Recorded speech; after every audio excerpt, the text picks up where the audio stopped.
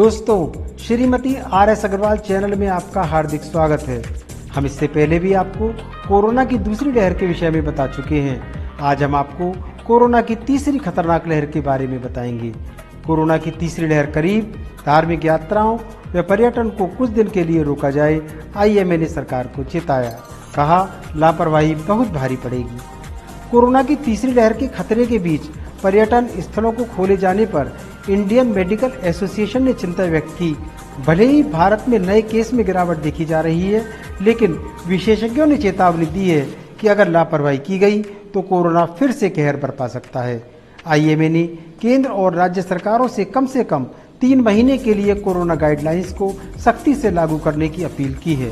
केंद्र और राज्य सरकारों को भेजी गई चिट्ठी में IMA ने कहा, पर्यटक, तीर्थयात्रा, धार्मिक उत्साह सभी की जरूरत है, लेकिन कुछ और महीनों तक इंतजार कर सकते हैं। इसके लिए किसी की जिंदगी को खतरे में नहीं डाला जा सकता। तीसरी लहर को आमंत्रित नहीं किया जा सकता। IMA अध्यक्ष ने अपनी चिट्ठी में कहा, देश केवल कोविड महामारी की विनाशकारी दूसरी लहर से बाहर निकल रहा है। अभी कोरोना खत्म नहीं हुआ है। उपलब्ध वैश्विक सबूत और किसी भी महामारी के इतिहास से साफ है कि तीसरी लहर आएगी और जल्दी आकर रहेगी।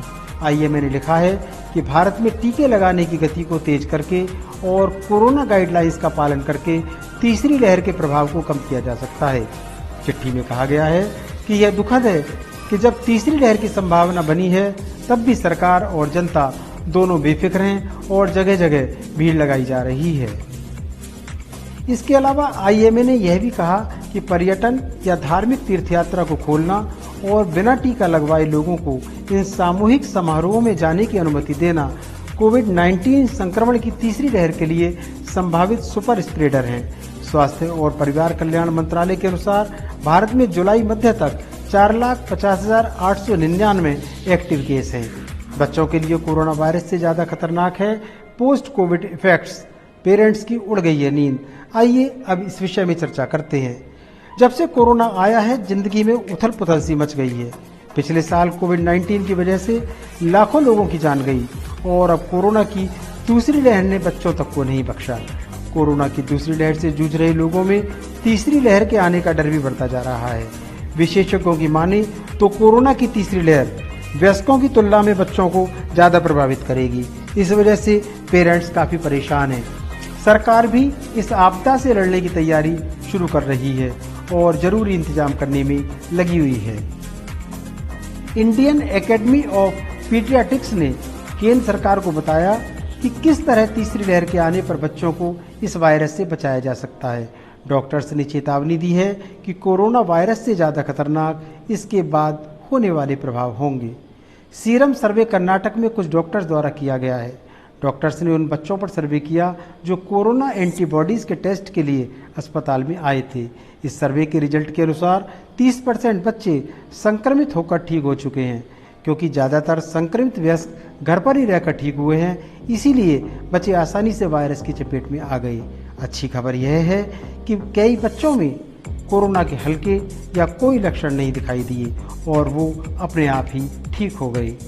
विशेषज्ञों की माने तो हो सकता है कि कोरोना की तीसरी लहर से बच्चे गंभीर रूप से प्रभावित ना हों, लेकिन कोरोना की वजह से मल्टी सिस्टम इन्फ्लेमेटरी सिंड्रोम जैसी कई गंभीर परेशानियां हो सकती हैं। कोरोना से ठीक हुए बच्चों में MIS-C की समस्या देखी जा रही है। आमतौर पर बच्चे कोरोना से ठीक होने के 5 से 6 हफ्ते के बाद इस बीमारी की चपेट में आ रहे हैं। वयस्कों की तरह बच्चों में इम्यूनिटी लेवल तेजी से नहीं बढ़ता है। यह कंडीशन 90% मामलों में हार्ट को प्रभावित करती है, जो कि बहुत खतरनाक है। छोटे बच्चों के फेफड़ों में पर्याप्त रिसेप्टर्स नहीं होते हैं, इसलिए कोरोना की वजह से इन्हें ज़्यादा नुकसान पहुंच सकता है। MIS-C के साथ सबसे बड़ी परेशानी यह है कि इसका तेजी से सेहत को खराब करना। इसके कुछ शुरुआती लक्षणों में बुखार और पूरे शरीर पर रैशेज होना है। इन रैशेज में खुजली नहीं होती, जिससे पता चलता है कि ये एलर्जी की वजह से नहीं हुए हैं। कुछ मामलों में बुखार और रैशेज के साथ पल्स रेट और ब्लड प्रेशर गिरने की भी दिक्कत हो सकती है।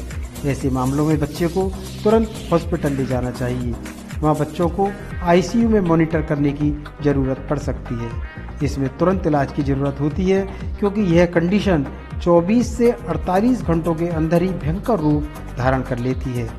सही समय पर पता चलना और लक्षणों के बारे में जानकारी रखने से अस्पताल जाने की ज़रूरत नहीं पड़ती। इस वजह से विशेषज्ञ मान रहे हैं कि कोरोना से ज़्यादा बच्चों को इस वायरस से रिकवर होने के बाद सामने आने वाले पोस्ट इफेक्ट ज़्यादा नुकसान पहुंचा रहे हैं। इसलिए हमारा आपसे विनम्र निवेदन है कि आप अपने बच्चे को तीसरी लहर की चपेट में न आने दें, जिससे कि आप सभी बाद में होने वाले पोस्ट कोविड इफेक्ट से बच्चों को सुरक्षित रख सकें।